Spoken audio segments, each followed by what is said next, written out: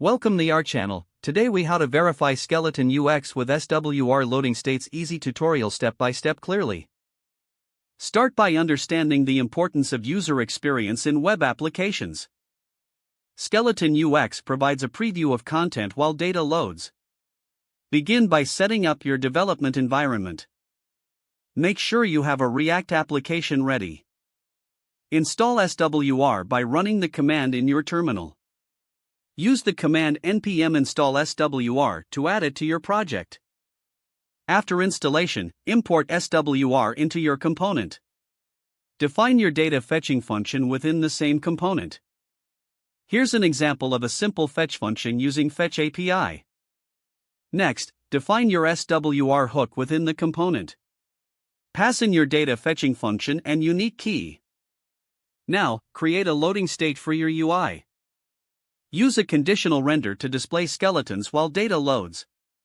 You can utilize a third-party library like React Loading Skeleton. Install the library with npm install React Loading Skeleton. Import skeleton from this library in your component. Style your skeleton components to match your actual content layout. Design your skeleton to represent the structure of the content being loaded. Ensure that it provides an intuitive experience for users. Once the data is loaded, display the actual content. Use another conditional render to switch from skeletons to loaded data. Test your implementation to ensure seamless user experience.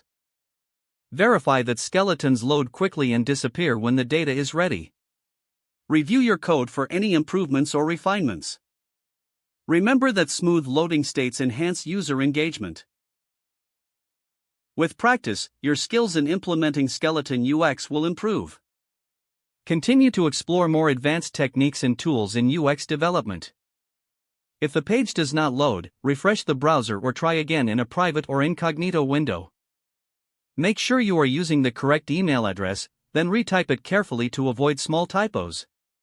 Don't forget to like this video and subscribe to our channel for more step-by-step tech guides.